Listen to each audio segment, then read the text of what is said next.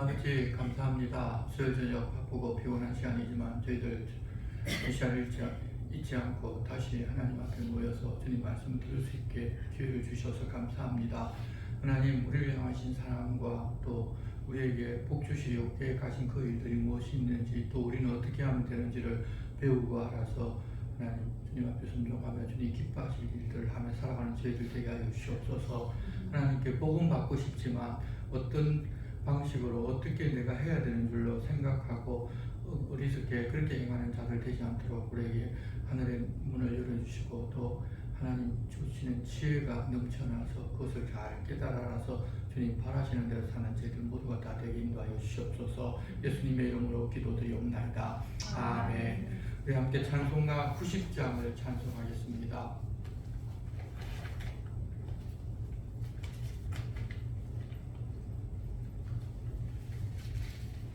찬송가 90장입니다. 주 예수 내가 알기 전 날 먼저 사랑했네. 그 크신 사랑 나타나 내 영혼 거듭났네.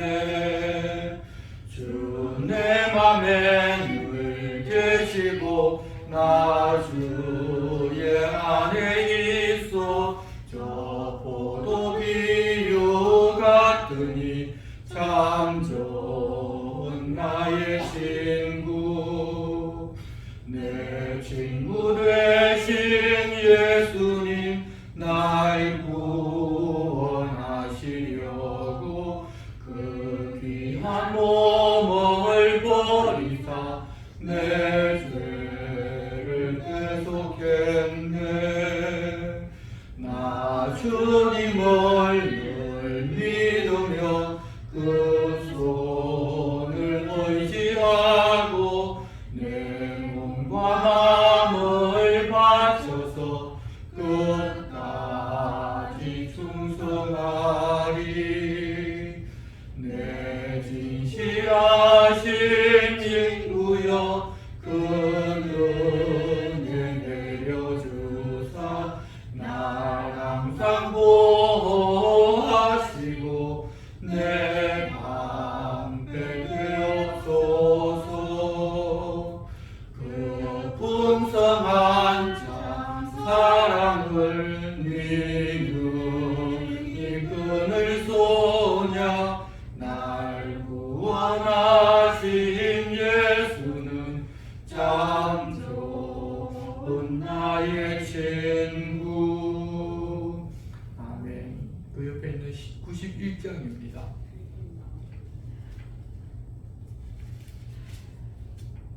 슬픈 마음 있는 사람 예수 이름 믿으면 영원토록 변함없는 기쁜 마음 얻으리. 예수의 이름은 세상의 소망이요.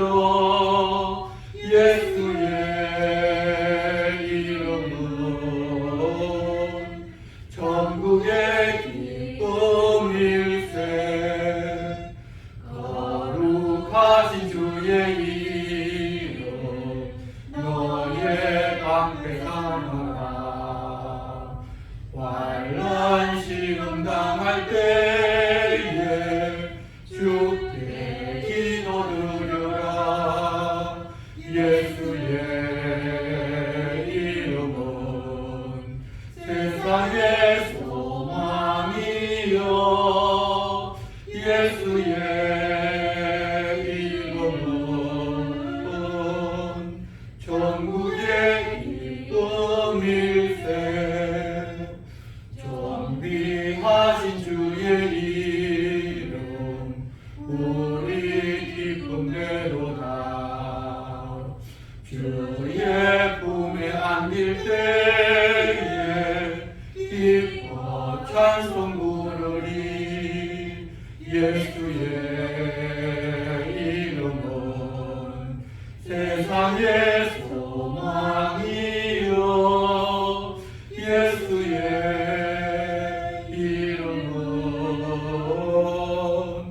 전국의 기쁨일세.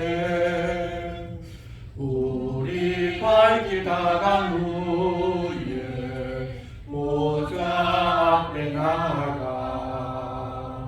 왕의 왕께 경배하며 멸류관을 드리리. 예수의 이름은 세상의 소망이요. 예수의 이름은 전국의 기쁨일세. 아멘. 계속해서 95장 한 장 더 찬송하겠습니다. 95장입니다.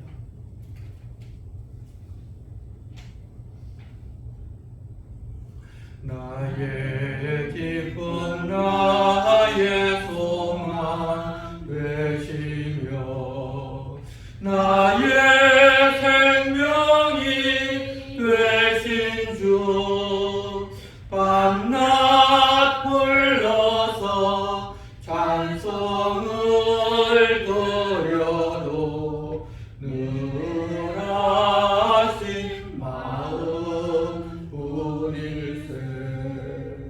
나의 사모하는 선한 목자는 어느 꽃다운 동산에 양의 우리와 늘 함께 가셔서 기쁨을 함께 하실까. 길도 없이 거친 넓은 들에서 갈 길 못 찾아 애쓰며 이리저리로 헤매는 내 모양 저 원수 조롱하도다. 주의 자비롭고 화평한 얼굴 모든 천사도 반기며 주의 놀라운 진리의 말씀에 천지가 와닿아도다. 나의 진정 사모하는 예수님 음성조차도 반갑고 나의 생명과 나의 참 소망은 오직 주 예수 뿐일세.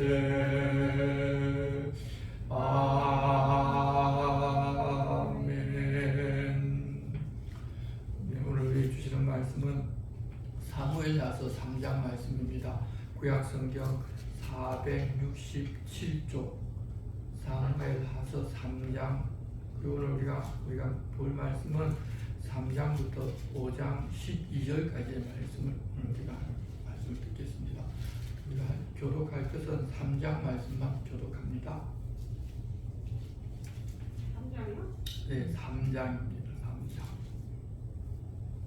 반드시 교독하겠습니다. 사울의 집과 다윗의 집 사이에 전쟁이 오래매 다윗은 점점 강하여 가고 사울의 집은 점점 약하여 가니라. 다윗이 헤브론에서 아들들을 낳았으되 아들들은 암단이라. 이스라엘은 아이와 번식생이요. 둘째는 길라앗이라 갈멜 사람 나발의 아내였던 아비갈의 소생이요. 셋째는 압살롬이라 그술 왕 달메의 딸 마아가의 아들이요. 넷째는 아도니아라 하키스의 아들이요. 다섯째는 스가랴라 여섯째는 이드라함이라 다윗의 아내 에글라의 소생이니 이들은 다윗이 헤브론에서 낳은 자들이더라. 사울의 집과 다윗의 집 사이에 전쟁이 있는 동안에 아브넬이 사울의 집에서 점점 권세를 잡으니라. 사울에게 첩이 있었으니 이름은 리스바요 아야의 딸이더라. 이스보셋이 아브넬에게 이르되 내가 어찌하여 내 아버지의 첩과 통간하였느냐 하니 아브넬이 이스보셋의 말을 매우 고나게 여기되 내가 유다의 대물이냐 내가 오늘 당신의 아버지 사울의 집과 그의 형제와 그의 친구에게 은혜를 베풀어 당신을 다윗의 손에 내주지 아니하였거늘 당신이 오늘 이 여인에게 관한 허물을 내게 보이는도다. 여호와께서 다윗에게 맹세하신 대로 내가 이르게 하지 아니하면 하나님이 아브넬에게 벌 내리심이 마땅하니라. 그 맹세는 곧 이 나라를 사울의 집에서 다윗에게 옮겨서 그의 왕위를 땅에서 브엘세바까지 이스라엘과 유다에 세우리라 하신 것이니라. 아멘. 이스보셋이 아브넬을 두려워하여 감히 한마디도 대답하지 못하니라. 아브넬이 자기를 대신하여 전령들을 다윗에게 보내어 이르되 이 땅이 누구의 것이니까 또 이르되 당신은 나와 더불어 언약을 맺사이다. 내 손이 당신을 도와 온 이스라엘이 당신에게 돌아가게 하리라 하니 다윗이 이르되 좋다. 내가 너와 언약을 맺거니와 내가 내게 한 가지 일을 요구하노니 나를 보러 올 때 우선 사울의 딸 미가를 데리고 오라. 그리하지 아니하면 내 얼굴을 보지 못하리라 하고 다윗이 사울의 아들 이스보셋에게 전령들을 보내 이르되 내 처음이가 내게로 들어라. 그는 내가 전에 블레셋 사람의 포피 100개로 나와 정한 자들아 하니 이스보셋이 사람을 보내 그의 남편 라이스의 아들 발디엘에게서 그를 빼앗아오매 그의 남편이 그와 함께 오되 울며 아버지까지 따라왔더니 아버지에게 그에게 돌아가라 하니라. 아브넬이 이스라엘 장로들에게 말하여되 너희가 여러 번 다윗을 너희 임금으로 세우기를 구하였으니 이제 그대로 가라. 여호와께서 이미 다윗에 대하여 말씀하시기를 내가 이제 다윗의 손으로 내 백성 이스라엘을 구원하여 블레셋 사람의 손과 모든 대적의 손에서 벗어나게 하리라 하셨음이니라 하고 아브넬이 또 베냐민 사람의 귀에 말하고 아브넬이 이스라엘과 베냐민 온 집이 선하게 여기는 모든 것을 다윗의 귀에 말하려고 헤브론으로 가니라. 아브넬이 그와 30명과 더불어 헤브론에 이르러 다윗에게 나아가니 다윗이 아브넬과 그와 함께한 사람을 위하여 잔치를 배설하였다. 아브넬이 다윗에게 말하되 내가 일어나 가서 온 이스라엘 무리를 내 주 왕의 앞에 모아 더불어 언약을 맺게 하고 마음에 원하시는 대로 모든 것을 다스리시게 하리이다 하니 이에 다윗이 아브넬을 보내매 그가 평안히 가니라. 다윗의 신복들과 요압이 적군을 치고 크게 요약한 물건을 가지고 돌아오니 아브넬은 이미 보냄을 받아 평안히 이르고 다윗과 함께 헤브론에 있지 아니할 때라. 요압 및 요압과 함께한 모든 군사가 돌아오며 어떤 사람이 요압에게 말하여되 넬의 아들 아브넬이 왕에게 왔더니 왕이 보내매 그가 평안히 갔나이다 하니 요압이 왕에게 나아가 이르되 어찌하시니까 아브넬이 왕에게 나왔거늘 어찌하여 그를 보내 잘하게 하셨나이까. 왕도 아시려니와 넬의 아들 아브넬이 온 것은 왕을 속입니다.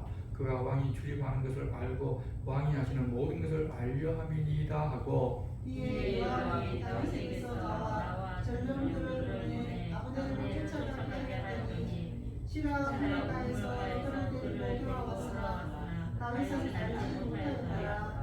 아브넬이 헤브론으로 돌아오며 요압이 더불어 조용히 말하려는 듯이 그를 데리고 성문 안으로 들어가 거기서 배를 찔러 죽이니 이는 자기의 동생 아사헬의 피로 말미암음이더라. 그 후에 다윗이 듣고 이르되 내 아들 아브넬의 피에 대하여 나와 내 나라는 여호와 앞에 영원히 유죄하니 그 죄가 요압의 머리와 그의 아버지의 온 집으로 돌아갈지어다.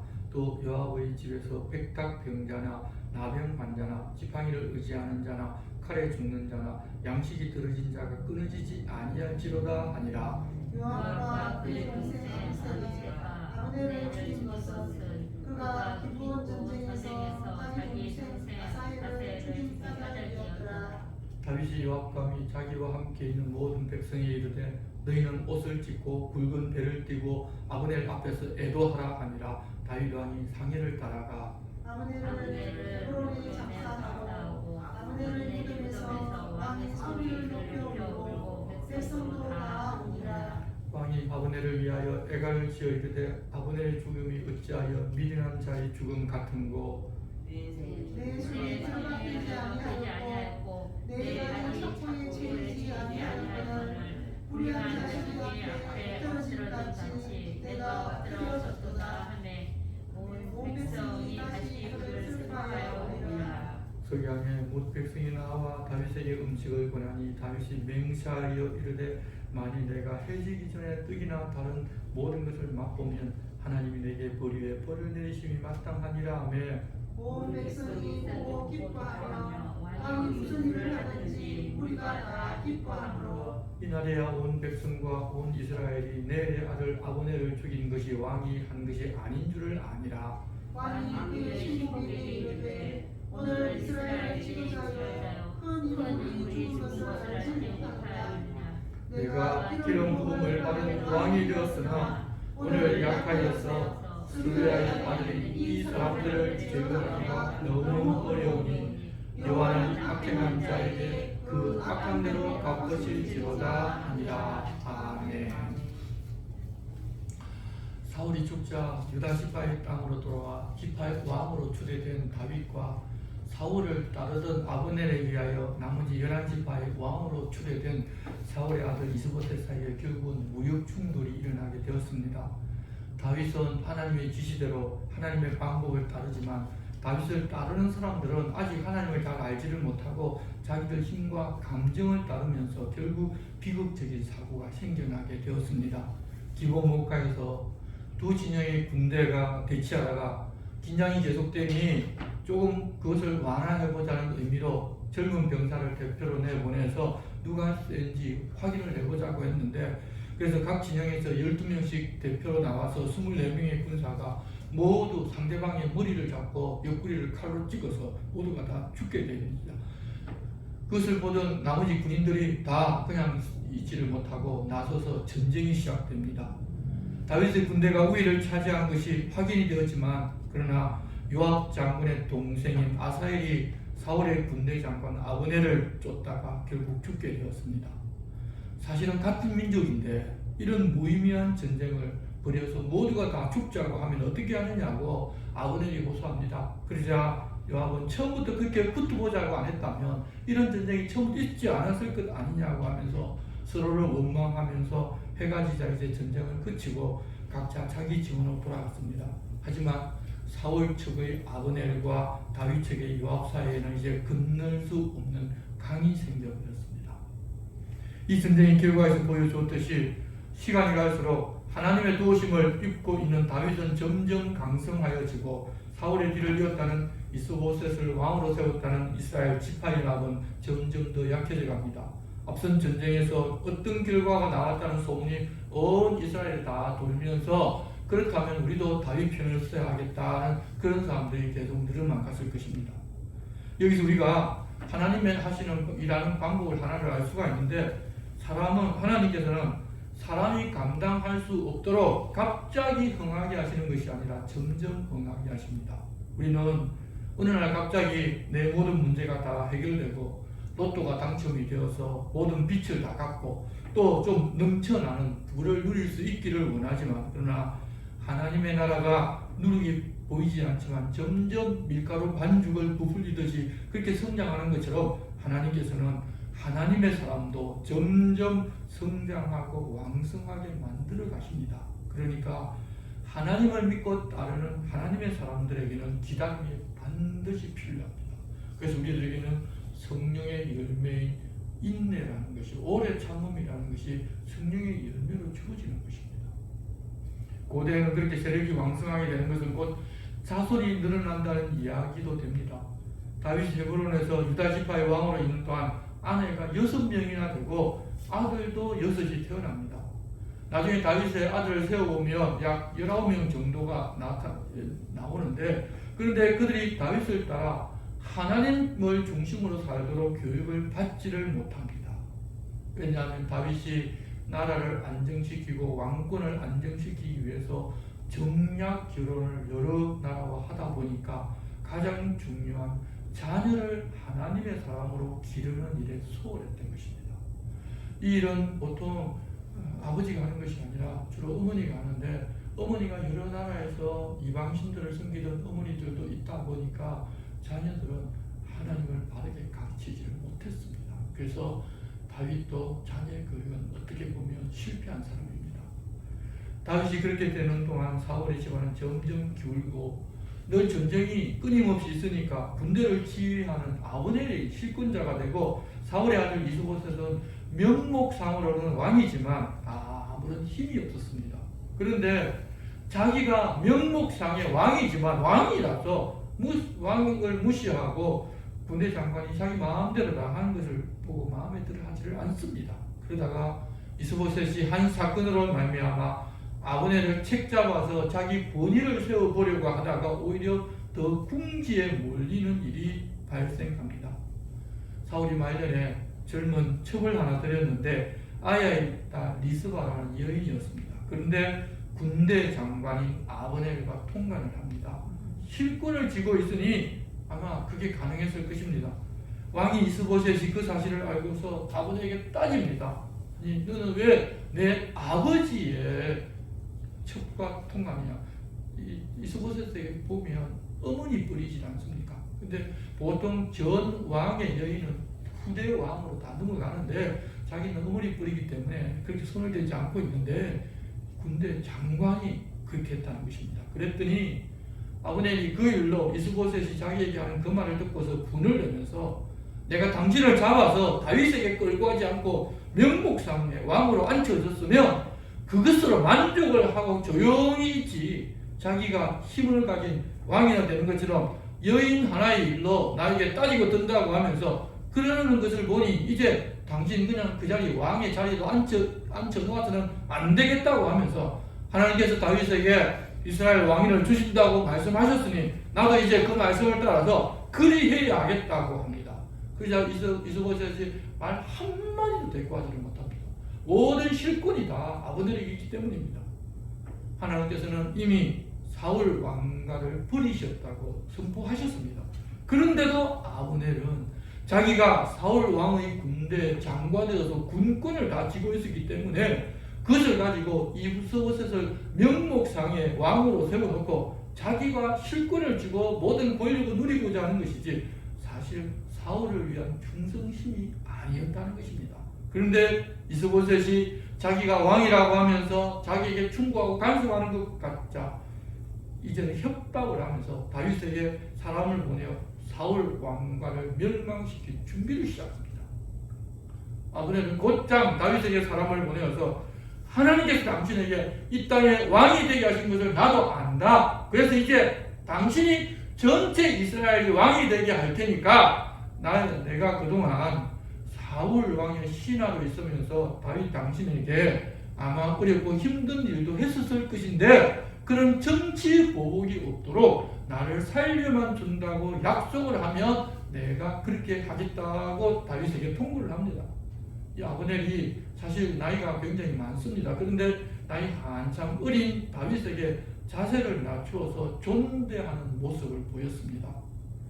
그렇게 사람을 보내오자 이 다윗도 그런 약속을 해주겠다고 합니다. 다만 아브넬이 다윗에게 올 때 사울의 딸 미가를 반드시 자기에게 데리고 오라고 합니다. 그렇지 않으면 이 약속해준 것 다 무효라고 약속한 것대로 하지를 않겠다고 합니다. 이렇게 다윗이 미가를 자기에게로 데리고 오라고 한 것은 처음 자기가 사울을 피해서 도망을 갈 때 자신의 목숨을 걸고 살려준 은혜를 기억하고 있기 때문일 것이고 그래도 첫사랑이기 때문에 그것을 잊지를 못했던 것 같습니다. 그뿐만 아니라 자기가 지금 이스라엘 전체 왕이 된다 하더라도 베냐민 지파 사람들은 자기 지파인 사울 왕을 따르기 때문에 사울 왕가를 무너뜨리고 다윗이 왕이 된 사람이라고 하면서 끝까지 반대할 수가 있는데, 미갈을 자기 아내로 다시 데려오면 자기도 사울 왕의 사위가 되기 때문에 그 적대감을 누구로 수 있다고 생각했을 것입니다. 다윗은 사울의 아들 이스라엘 왕 이스보셋에게 전령을 보내어서 자기 아내 미갈을 자기에게 보내달라고 합니다. 전에 사울 왕이 블레셋 사람의 양피 100개를 가져오면 딸을 주겠다고 약속을 했는데, 자기가 목숨을 걸고 블레셋 사람들을 죽이고 그것을 가져와서 약속을 다 이행하고서 공적으로 자기는 미갈과 결혼한 남편이라는 것입니다. 사울이 권력을 가지고 다른 남자에게 주어서 지금 다른 남자의 아내가 돼서 살고 있지만, 자기가 이혼한 적도 없고 자기가 그 아내를 내버린 적도 없기 때문에 자기가 다시 찾아와야 되겠다고 그런 전령을 보내서 그런 말을 한 것입니다. 다윗의 전령들은 아마도 아브넬의 전령들과 함께 이스라엘로 갔을 것이고, 먼저 아브넬에게 갔다가 이스보셋에게 그 말을 전했을 것입니다. 아브넬이 다윗과 밀하겠다는 사실은 이스보셋은 전혀 모르고, 다윗의 요구를 들어주면 두 나라 사이의 관계가 개선이 되어서 좀 전쟁의 위협을 낮출 수 있지는 않을까 아마 생각했을 것입니다. 이스보셋은 군대를 보내어서 미갈을 그 남편 발리에게서 빼앗아서 데려옵니다. 그랬더니 지금의 남편도 울면서 쫓아오는데, 바후림까지 쫓아왔는데 아브넬이 돌아가라고 그냥 협박을 해버리자 그냥 돌아서 갑니다. 모든 권력이 아브넬에 있기 때문에, 군권, 칼을 쥐고 있기 때문에 이스라엘에서 그 말을 듣지 않은 사람이 아무도 없습니다. 아브넬이 그랬다는 것은 명목상으로는 지금 이스보셋에게 그런 사절단을 보내고 내 아내를 돌려달라고 다윗이 편지를 썼지만, 사실 이 모든 것들을 아브넬이 주도하고 있다는 것을 우리는 알 수가 있습니다. 그리고 아브넬은 이스라엘 장로들을 모아서 이야기를 합니다. 이 아브넬이 하는 말을 들어보면 이미 이스라엘 장로들이 다윗을 전체 이스라엘 왕으로 삼자고 여러 번 말을 했다는 것을 알 수 있습니다. 여러 번 그러자고 아브넬을 찾아왔는데, 아브넬은 자기가 이스라엘 사울을 모시던 그런 장군이었기 때문에 어떻게 사울 왕가의 후손이 지금 살아있는데 갑자기 그럴 수가 있느냐고 하면서 그것을 거절했던 것 같은데, 이제는 너희들이 원하는 대로 하자는 그런 말을 했다는 것입니다. 바로 그렇게 하는 이유는 여호와께서 이미 다윗에게 말씀하시기를, 내가 내 종 다윗의 손으로 내 백성 이스라엘을 구원하여 블레셋 사람의 손과 모든 대적의 손에서 벗어나게 하리라고 말씀하지 않으셨냐고 하면서 자기가 이스보셋을 배신하는 것이 아니라 하나님의 뜻을 따른다는 식으로 말을 합니다. 참 악인들, 악한 생각을 했던 사람들은 말은 정말 잘합니다. 정말 조리 있는 것 같고 그게 옳은 것 같지만, 그러나 이제 다윗 편을 쓸 때쯤 되니까 자기가 다윗 편으로 돌아선 것입니다. 이렇게 사람들의 마음이 다윗에게 향할 수 있도록 사실은 하나님께서 시간을 주고 지금 기다리게 하신 것입니다. 만일 사울이 전쟁터에서 죽었다고 다윗이 이미 하나님으로부터 기름 부음을 받았기 때문에 내가 다음 왕이다 라고 하면서 군대를 이끌고 나섰다면 백성들의 마음은 오히려 사울의 후손에게로 향했을 것인데, 이 다윗이 하나님의 시간표대로 그냥 기다리고 있으니, 하나님께서 왕이 되라 말라 말씀하기 전까지 가만히 기다리고 있으니 백성들이 그런 마음을 가지고 다윗을 자기들의 왕으로 삼고자 나섰다는 것입니다. 내가 나서서 하는 것과 하나님이 해주시는 것과는 완전한 차이가 있습니다. 그런데 다윗은 하나님께서 나서서 해주시는 것들을 누리는 사람입니다. 그들이 헤브론으로 다 가서 다윗을 만나서 정중하게 맞이하고 다윗이 잔치를 베풀어 줍니다. 아브넬이 다윗에게 말하되, 내가 일어나 가서 온 이스라엘 무리를 내 주 왕 앞에서 모아 더불어 언약을 맺게 하고 마음에 원하시는 대로 모든 것을 다스리시게 하리라 라고 하니, 다윗이 아브넬을 평안히 잔치를 부리고서 보내줍니다. 아브넬과 다윗의 만남은 이렇게 일이 잘 끝났습니다. 이미 그렇게 하기로 약속도 됐고 이미 미갈도 데려다 죽고 했기 때문에 이제는 다윗을 이스라엘 전체의 왕으로 삼는 일만 하면 됩니다. 그런데 이후에 문제가 일어납니다. 다윗의 신복과 요압 장군이 적들을 쳐서 크게 노력한 물건을 가지고 헤브론으로 돌아옵니다. 이미 아브넬은 헤브론을 떠난 후였습니다. 그때 어떤 사람이 요압에게 내 아들 아브넬이 왕에게 왔더니 왕이 그냥 보내니까 평안히 갔다고 합니다. 그러니까 이 군대 장관이기 때문에 그 장관 편에 붙어서 권력에 아부하는 사람들이 어디나 있다는 것입니다. 요압이 다윗 왕에게 당장 나가서 어떻게 그렇게 하셨습니까?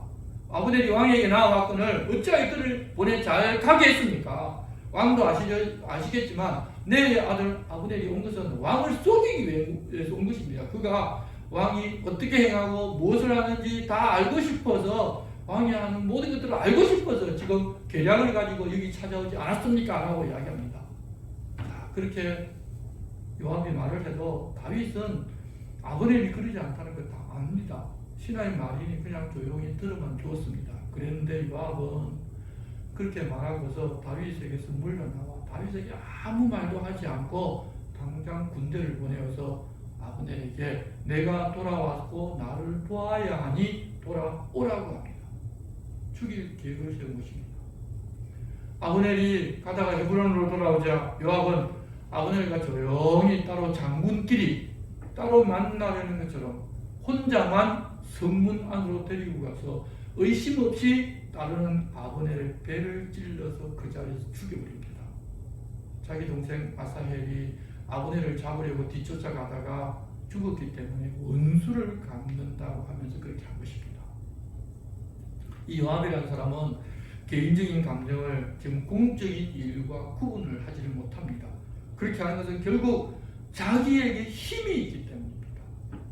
아마도 아브넬이 전체 이스라엘 군대 장관이었기 때문에 이전에 전체 이스라엘 군대 장관이었기 때문에 분명히 아브넬이 다윗과 와서 이야기를 하고 돌아가는데 그냥 평안히 돌아간다는 것은 이스라엘을 다윗에게 넘겨준다고 하면서 아브넬을 전체 군대 장관으로 삼고 요압 자기는 아직 아브넬보다 나이도 어리고 아직 전쟁 경험도 적기 때문에 그 수하에 두게 할 것 같다고 아마 생각을 했을 것 같습니다. 요압이 권세에 얼마나 집착했는가 하면 후에 가서 자기의 사촌 동생이 군사령관이 되니까 그 역시도 죽여버립니다. 그것을 보면 요압이라는 사람이 권력에 얼마나 목을 메고 있었는지 알 수 있습니다. 이 사람이 자기 중심적이 되면 이렇게 되어버립니다. 요압이 그랬다는 이야기가 조금 시간이 지나서 다윗의 귀에 들어갑니다. 다윗의 뜻과는 아무 상관없습니다. 그래서 아브넬의 피에 대해서는 내가 다스린 나와 여호와 앞에서 영원히 무죄하다고 하면서 자기의 뜻은 전혀 그렇지 않다고 밝힙니다. 그래서 그 피는 요압의 머리와 그 가족의 머리로 돌아가고 막 저주를 합니다. 또 요압의 집에서는 백탁병자나 나병 환자나 지팡이를 의지하는 자나 칼에 죽는 자나 양식이 떨어진 자가 끊어지지 말라고 그렇게까지 저주를 합니다. 지금 다윗은 공적으로 아브넬을 통해서 이스라엘 왕이 되려고 하고 있는데 요압이 그 일을 사실은 다 망쳐버린 것입니다. 그래서 얼마나 화가 났든지 저주를 퍼부어버립니다. 사람들은 그가 다윗의 군대 장관이기 때문에 다윗이 시켜서 그랬다고 알고 있습니다. 또 말도 그렇게 퍼져나갑니다. 그래서 31절 보면 다윗은 요압과 및 자기와 함께 있는 모든 백성에 이르되 너희는 옷을 찢고 붉은 배를 띠고 아브넬 앞에서 애도하라고 명령을 내립니다. 다윗 왕이 누구나 상례를 직접 따라가면서 아브넬을 헤브론의 장사를 지내고 아브넬의 무덤에서 왕이 소리를 높여 웁니다. 왕이 그러니 그를 따르는 백성들 역시도 전부 다 따라서 웁니다. 왕이 아브넬을 위하여 또 애가를 짓습니다. 아브넬의 죽음이 어찌하여 미련한 자의 죽음 같은고 내 손이 결박되지 아니하였고 내 발이 착고에 채이지 아니하였거늘 불의한 자식의 앞에 엎드러짐 같이 내가 엎드러졌도다. 아무 죄도 없는데 그가 죽었다는 자입니다. 그러니 다시 백성이 그 노래를 듣더니 다시 울부짖습니다. 석양에 해지기 조금 전에 백성들이 나와서 다윗 왕이니까 그 일반 사람들이 죽은 것에 대해서는 사실 애통하지를 않아야 옳은 것 아닙니까? 그래서 다윗에게 음식을 먹으라고 권합니다. 그런데 다윗이 맹세하여 이르되 만일 내가 해지기 전에 떡이나 다른 모든 것을 맛보면 하나님이 내게 벌을 내리심이 마땅하다고 합니다. 해지기 전 해가 다 지나가기 전까지는 음식 먹지 않겠다는 것입니다. 그것을 온 백성들이 보고 기뻐하면서 왕이 무슨 일을 하든지 다 기뻐하고 이날에야 비로소 온 백성들이 아브넬을 다윗이 시켜서 죽인 것이 아니라는 사실을 비로소 알게 됩니다. 다윗이 진심으로 아브넬의 죽음을 애도하고 먹지도 않고 슬퍼한다는 소문이 나면서 아브넬을 죽인 것은 다윗이 그리 하라고 해서 그런 것이 아니라 요압이 자기 동생의 원수를 갚는다고 하면서 다윗의 명령을 따르지 않고 한 것이라는 소문이 나게 되자 백성들의 마음은 다시 다윗에게로 돌아갑니다. 그러고 나서 다윗은 신복들에게 이렇게 하소연합니다. 오늘 이스라엘의 지도자여 큰 인물이 죽은 것을 알지 못하느냐. 39절 보면 내가 기름 부음을 받은 왕이 되었으나 오늘 약하여서 스루야의 아들인 이 사람들을 제어하기가 너무 어려우니 여호와는 악행한 자에게 그 악한 대로 갚으실지로다 하니라. 자기와는 지금 사촌간이지만 군대를 요압과 그 형제가 거느리고 있기 때문에 왕의 명령을 무시하고 자기가 지금 하고 싶은 대로 다 하는데 다윗이 아직 미약해서 그것을 막기가 너무나 어렵다는 것입니다. 그래서 하나님께서 그가 행한 그 악행을 갚아주실 것이라고 하면서 하나님께 모든 것들을 맡깁니다. 다윗은 일생 동안 요압이 악행하면서 자기를 무시하고 자기 하고 싶은 대로 다 하는 것을 보고서 자기 왕위를 솔로몬에게 넘겨줄 때 그를 조심하라고, 만일 그가 어떤 불의한 일을 하면 반드시 죽이라고까지 명령을 내리고 죽습니다. 사람이 자기에게 힘이 좀 있으면 하나님 뜻도 무시하고 자기가 뭐나 된 것처럼 이해하기 쉽습니다. 자기가 주인이 된 삶을 사는 사람의 교만이 그 안에서 살아 움직이는 것이 보입니다. 내가 주인이 아니고 하나님이 주인이신데 자기에게 힘과 권력이 있으며 자기가 그것을 얻은 줄 알고 하나님이 허락하셨다는 사실은 꿈에도 생각 안 하고 그 권력을 쓰고 그 힘을 쓰고 싶어지는 게 하나님에게서 벗어나 있는 사람의 특징입니다. 예수 믿어도 마찬가지입니다. 예수 믿어도 하나님을 주인으로 삼고 사는 사람 그리 많지를 않습니다. 하지만 하나님을 그렇게 어설프게 하는 바로 그런 사람은 본인이 하나님께서 자기에게 그런 일을 하라고 그런 힘을 주셨다고 생각하면서 공사를 구분하지를 못하고 그러는 것이 하나님을 위하고 하나님 나라를 위한 것이라고 착각하면서 살아갈 수도 있습니다. 왜냐하면 하나님께서 어떤 분이신지를 잘 모르기 때문입니다. 힘이 있고 교만해지며 쉽게 빠져나오지를 못합니다. 우리는 절대 그런 상태에 빠져들어서는 안 됩니다. 그런 일이 있자 사울의 아들 이스보셋이 이제 완전히 맥이 빠져버립니다. 아브넬이 자기를 무시하기는 했지만 그래도 자기를 왕으로 세워주고 아브넬과 그 군대가 적군을 막아주어서 자기가 여전히 그냥 왕의 자리에 앉아 있는데 그 방패막이 그냥 사라져버린 것입니다. 이스라엘 백성들도 군대장은 아브넬이 그렇게 허망하게 죽을 줄은 몰랐다고 하면서 그 죽었다는 이야기를 듣고 깜짝 놀랍니다. 그런데 아브넬이 그렇게 죽고 나자 이스보셋의 두 친위의 지휘관 바나와 레갑이라는 사람이 자기들 상급자인 아브넬이 죽었으니까 그걸 복수하려고 준비하는 것이 아니라 이스보셋을 배반할 마음을 가지게 됩니다. 자기들이 보니까 이미 사울 가문은 끝이 났다는 것입니다. 그런데 베냐민 지파라면 그래도 애정을 가지고 내 지파니까 우리 지파니까 피가 그래도 좀 더 가까우니까 그렇게 할 것 같은데 좀 뭔가 이상합니다. 그 이야기를 이후에 설명해 놓았습니다. 이들은 원래 베냐민 지파가 아니라 가나안 땅에 살던 가나안 사람들인데 베냐민이 그 땅을 지배하면서 베냐민 지파 사람들과 함께 혼인하며 베냐민 지파 사람처럼 행세를 해왔습니다. 이스보셋이 순수한 베냐민 혈통이 아닌데도 불구하고 그들을 치리대 자기 경호대의 지휘관으로 삼았다는 것은 지금 사울의 가문이 얼마나 기울었고 분별력이 없는지를 우리가 여기서 볼 수 있습니다. 다들 낮잠 잘 시간이 되었습니다. 우리나라는 낮잠 자지 않지만 열대지방에 가거나 그러면 저 중동지방에만 가도 해가 한참 뜨거울 때는 다들 낮잠을 잡니다. 이스보셋 역시 낮잠을 자고 있었습니다. 그런데 이 두 사람이 밀을 가지러 온 채하고 이스보셋의 집 중앙으로 들어가 자고 있는 이스보셋의 배를 찔러서 죽이고 머리를 잘라서 밀 자루에 담아 가지고 나와 밤새도록 아라바 길로 통해서 헤브론으로 갑니다. 친위대 즉 경호대 장군, 그러니까 장교였기 때문에 이런 일이 가능했다는 것입니다. 그들은 헤브론에 있는 다윗을 찾아가서 이스보셋의 머리를 들이면서 이렇게 얘기합니다. 왕의 생명을 헤아려 하던 원수의 아들 이스보셋의 머리가 여기 있나이다. 또 덧붙이는 말이 여호와께서 오늘 우리 주 대신 왕의 원수를 사울과 그의 자손에게 갚으셨나이다 합니다.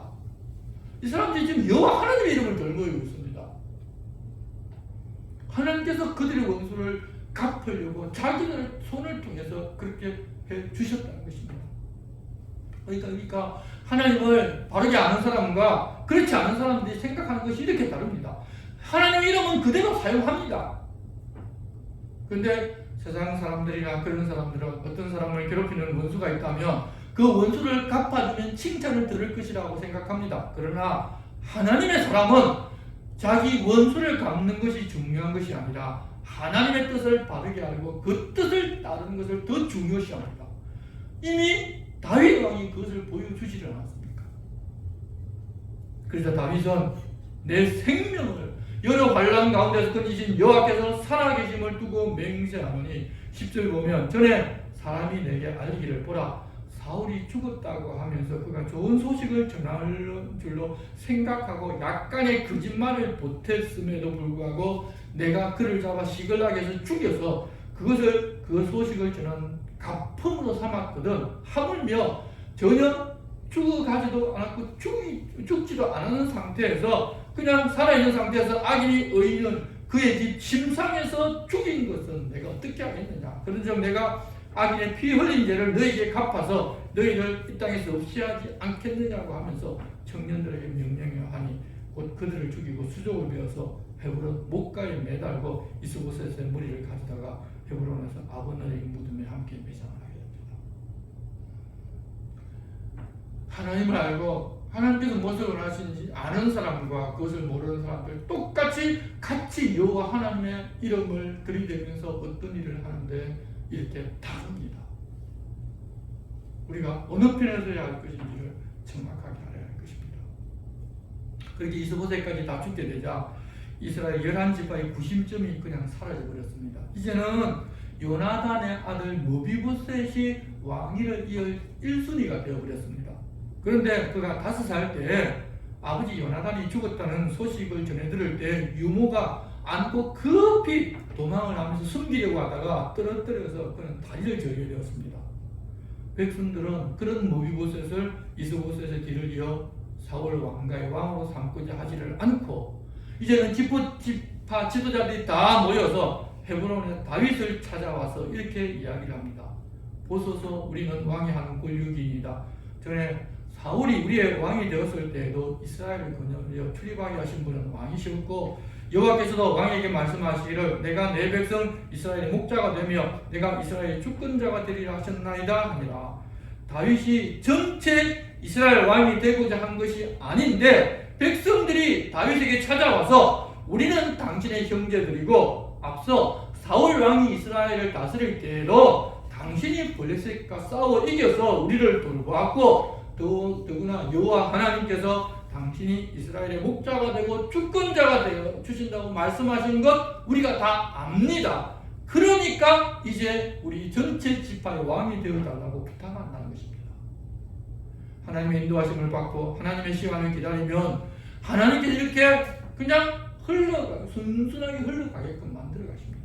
성급하게 내가 무엇을 하고자 하는 것이 아니라 하나님의 인도하심을 우리들은 기다리고 사는 사람들입니다. 성령님은 그렇게 인내할 수 있도록 해주십니다.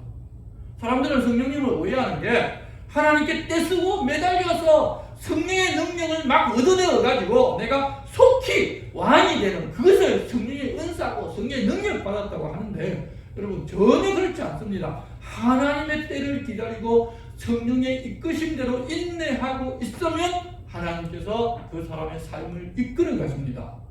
성령의 열매 중에 오래 참음, 인내가 있다는 것을 우리가 결코 잊어서는 안 됩니다. 인내하는 것이 바로 하나님의 방식이고 내가 인내하는 것이 성령의 이끄심을 받는 방법입니다.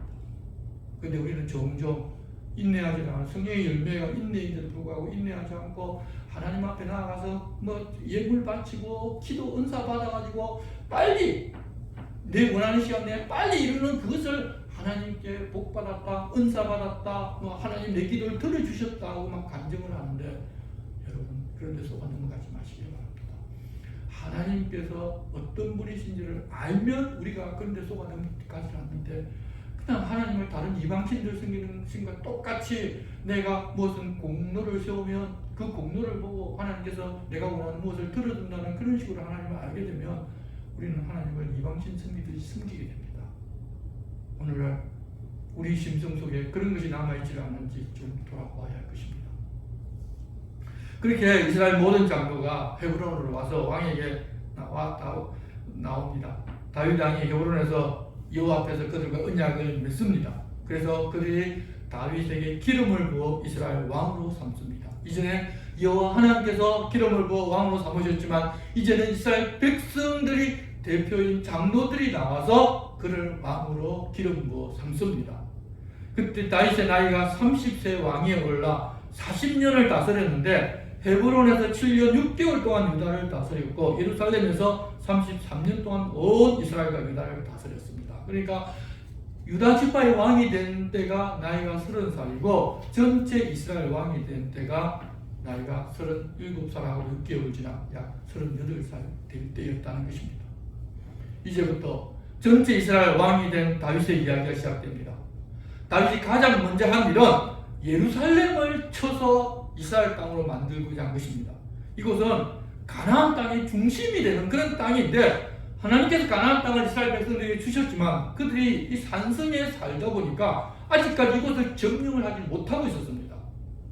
그래서 그 땅을 정복해서 하나님께서 주시는 가나안 땅의 중심부를 차지해서 하나님이 약속하신 것을 다 이루겠다는 그런 의미를 가지고 그 땅과 그 땅을 가진 여부수 족속과 전쟁을 시작합니다.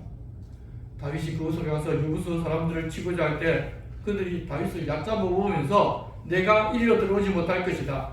맹인과 다리 저는 사람이 우리가 수비를 해도 아니 너를 물리칠 수 있다고 이야기합니다. 한마디로 우리는 지금 예루살렘 난공불락의 여부수성이 있기 때문에 우리 다리 저는 사람이 너희들과 싸워도 너희들은 우리를 점령하지 못한다고 무시하면서 사실을 놀린 것입니다. 하지만 하나님께서 다윗을 도우십니다. 다윗이 물 깃는 곳으로 올라가서 여부수성을 빼앗아버립니다. 아무리 난공불락의 성이라고 하더라도 취약점은 반드시 있다는 것입니다. 그것을 찾아서 그곳으로 군사를 올려버립니다. 그들은 상상하지도 못했습니다. 일반적으로 군대하면 공성태를 세우고 돌을 쏘아 붓고 그렇게 불을 쏘고 이렇게 해서 전쟁을 하는데 조용히 물 깃는 그 길로 해서 군사를 올려보내서 여부수성을 점령해버렸습니다. 그런 조롱을 들었지만 그 성을 빼앗았기 때문에 이제 새로운 속담이 생겼는데 맹인과 다리 저는 사람은 집에 들어오지 못하리라는 말을 하는 그런 속담이 생겼다고 하는데 이 뜻은 무엇인가 하면 그렇게 조롱을 했지만 여부수성을 결국 우리가 빼앗았으니 너희는 그들보다 다리 저는 사람, 눈먼 사람보다 못한 그런 무능력자라고 역으로 조롱을 해버리는 것입니다. 다윗은 그 성에 자기 이름을 붙여 다윗성이라고 하고 밀로에서부터 안으로 성을 둘러싸서 외적의 침입에 철저하게 대비를 합니다. 자기가 그 성을 그렇게 점령했기 때문에 혹시 다른 적군들이 그렇게 점령할 수도 있지 않습니까? 그래서 대비를 미리 해놓습니다. 가장 중요한 이제 10절입니다. 만군의 하나님 여호와께서 함께 계시니 다윗이 점점 강성하여 갑니다. 하나님께서 함께 계시면서 점점 강성하게 해주신 은혜가 바로 하나님의 사람들이 이 세상에 누리는 은혜입니다. 그러자 11절 두로왕 기람이 다윗에게 사절들과 백향목과 목수와 습수를 보내며 그들이 다윗을 위하여 집을 지어줍니다. 또 그렇게 되자 다윗이 자기가 잘나고 자기에게 무슨 능력이 있어서 그렇게 된 것이 아니라 12절 말씀 보면 다윗이 여호와께서 자기를 세우사 이스라엘 왕으로 삼으신 것과 그의 백성 이스라엘을 위하여 그 나라를 높이신 것을 알았다. 다윗은 하나님께서 왜 그러시는지를 알았다. 자기를 그렇게 높여주시고 전쟁에서 이기해 주시는 것이 하나님이시라는 것을 알았다는 것입니다. 하나님께 주목하고 그 눈을 하나님께 고정하고 있는 사람은 하나님께서 자기를 세우시고 하나님의 백성들을 위하여 자기와 그 나라를 높여주셨다는 사실을 안다는 것입니다. 앞에 있었던 사울과는 지금 정반대의 길입니다. 사울은 자기가 똑똑하고 자기가 용맹하고 자기에게 권력과 힘이 있어서 그런 줄 알았는데 다윗은 하나님께서 그렇게 해주신 줄을 알았습니다. 그러니 하나님께서 자기 마음에 합하다고 칭찬을 안 하실 수가 있겠습니까? 하나님을 바라보면서 하나님을 왕으로 모시고 하나님께 항상 묻고 하나님 지시하신 대로 행할 때 하나님께서 함께 하시면서 하나님이 하고자 하는 일을 위하여 사람을 높여주신다는 것입니다. 다만 이 다윗의 예가 우리들 전부의 예는 아닙니다. 이 다윗의 이야기를 들으면서 다 자기가 다윗 왕이라고 생각하는 분들이 참 많은데 지금 우리들은 이 땅에 왕같은 제사장으로 살고 있으면서 이스라엘이라는 나라의 모형을 통해서 바로 그때 희미하게 보여주셨던 하나님 나라에 대해서 이제는 하나님 나라 어떤 나라인가 신약 성경을 통해서 다 알고 사는 사람들입니다. 세상에서 이루어지는 그런 일들을 보고 하나님 나라를 그냥 희미하게 아는 것이 아니라 예수님께서 우리에게 해주신 말씀을 통해서 온전한 하나님 나라를 우리는 이제 보고 있는 사람들입니다. 그러니 주님이 보여주고 알려주신 하나님 나라의 가치대로 우리가 살면 되는 것입니다. 그 하나님 나라의 가치는 이 세상의 빈부나 영광이나 존귀한 인물이 되는 그런 모습이 아니라 글자 그대로 주님 말씀 그대로 이 땅에서 살아가는 것입니다. 그것이 하나님 나라를 살고 누리는 것입니다. 그렇게 살려면 우리 주님이 우리에게 하신 말씀을 알아야 하고 주님의 뜻이나 주님이 가져가는 방향도 알아야 합니다. 모든 것이 말씀을 바르게 읽고 이해하면 가질 수 있습니다. 얼마든지 그게 가능합니다. 여러분 우리가 어떻게 하면 하나님을 내 편으로 하나님이 나와 함께 하시면서 나를 도우는 다윗과 같은 은혜를 누릴 수가 있는가 하면 지극정성을 다하고 통성기도 철야 헌금 무슨 헌금 또 온갖 교회 모든 집회에 다 참석하는 그런 정성을 하나님께 드리는 것이 아니라 내가 하나님 편이 되는 것입니다. 그것은 그렇게 되면 내가 하나님 편이니까 하나님 편에 가 있는 내 편은 전부 전시간이 다 하나님 내 편 되시는 것입니다. 근데 우리가 하나님 편이 되려고 하는 것이 아니라 하나님한테 무엇을 좀 드리고 좀 해드리고 해서 하나님을 내 편 삼아서 그 하나님을 이용하려고 하는 마음들을 다들 가지고 있습니다. 그런데 그것을 분별하지 못합니다. 그렇게 해서 자기에게 무슨 유익이 있으면 하나님 내 편 주셨다. 나는 하나님의 사람이다. 당신들은 하나님의 사람 아니다. 당신들 내 말 들어야 된다. 근데까지 교만해지기까지 합니다. 이 하나님께 우리들에게 온전한 하나님 나라를 보여주셨으니 그것을 보면서 하나님의 나라를 이 땅에서 살아가고 즐기는 우리들 됩시다. 다윗과 함께 하셨던 하나님께서 우리와 함께 하시면서 하나님 나라 백성으로 온전하게 살 수 있도록 순간순간 매일매일 인도해 가실 것입니다. 그렇게 내가 하나님 편에 서면 그냥 하나님 나라를 그냥 살아갑니다. 그러면 하나님 내 편 되어 주십시오 라고 말씀드리지 않아도 하나님은 그냥 내 편 되어 주십니다. 물론 그렇다고 모든 일이 만사형통하는 것이 아닙니다. 다윗 오늘 보면 요압이 그렇게 자기 하나님 앞에 기름 부음 받은 왕임에도 불구하고 요압이 자기 마음대로 해서 내 힘이 없어서 하지 못한다고 할 그런 경우도 우리에게도 생깁니다. 그러나 그렇더라도 하나님께서는 그 사람을 하나님의 길로 한 걸음 한 걸음 인도해 가면서 하나님의 가장 좋은 것으로 채워주시는 것을 우리가 보게 될 것입니다. 우리 역시도 그런 삶을 살아갈 수 있다는 것을 알고 내가 하나님 편에 서서 살면 만사형통한 것이 아니라 여기 살면서도 하나님의 나라를 누릴 수 있다는 사실을 깨달아 알고서 늘 하나님 편에 서기를 절규하는 우리들 되어야 할 것입니다. 기도하겠습니다. 하나님 아버지, 오늘 하나님의 시간을 기다리며 사는 다윗을 보게 하셨습니다. 인내하며 기다리자 결국 점점 흥하게 해주시더니 마침내 하나님 약속하셨던 이스라엘 왕으로 백성들이 찾아와 기름 부음 받게 하시고 또 그때까지 정복하지 못했던 여부수성을 정복하여 다윗성이라고 하고 온 이스라엘의 중심이 되는 평화의 성 예루살렘이 되게 해주셨습니다. 저희들도 내가 주인 되고 중심이 되어 사는 것에서 벗어나 우리 주님이 주인이신 삶을 살아가게 도와주시옵소서. 내가 주인 된 시간이 날마다 줄어들고 주님이 나의 주인 되신 시간이 늘어가는 것이 바로 신앙의 성장이고 경건과 거룩한 삶을 사는 것인 줄 바로 알고 내가 주인 되어 살면서 종교적인 행위로 거룩과 경건을 포장하고 드러내는 그런 어리고 위선적인 모습에서 벗어나 정말 주님 편에 서서 주님과 함께 사는 주님의 자녀 되게 도와주시옵소서. 예수님의 이름으로 기도드리옵나이다. 아멘. 우리 함께 찬송가 269장을 찬송하겠습니다.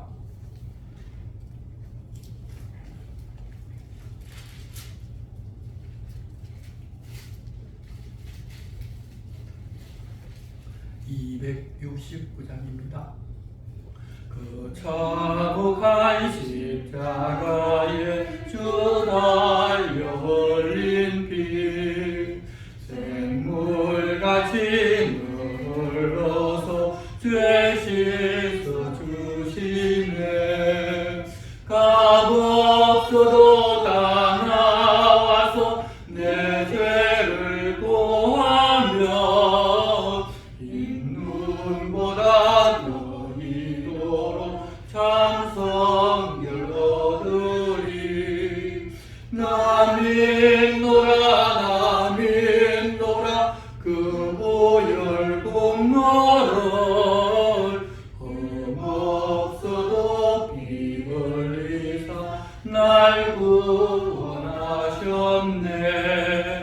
저 흉악한 한강도는 죄를 깨달아 죄 없으신 주 예수를 구주로 믿었네.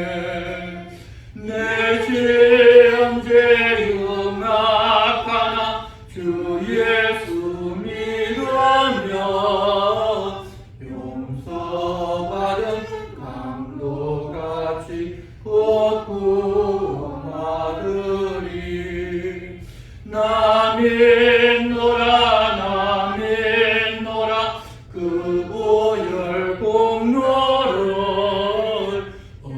흠없어도 피 흘리사 날 구원하셨네. 온 백성의 죄 사하신 하나님 어린 양 그 십자가 지심으로 온 인류 구했네. 저 영원한 새나라에 다 같이 모여서 검은 곳 한곡조로 새 노래 부르리. 나 믿노라 그 보혈 공로를 흠없어도 피 흘리사 날 구원하셨네. 주님 가르쳐주신 기도 드리겠습니다. 하늘에 계신 우리 아버지 이름을 거룩하게 하시며 아버지의 나라가 오게 하시며 아버지의 뜻이 하늘에서와 같이 땅에서도 이루어지게 하소서. 오늘 우리에게 일용할 양식을 주시고 우리가 우리에게 잘못한 사람을 용서하여 준 것 같이 우리 죄를 용서하여 주시고 우리를 시험에 빠지지 않게 하시고 악에서 구하소서. 나라와 권능과 영광이 영원히 아버지의 것입니다. 아멘.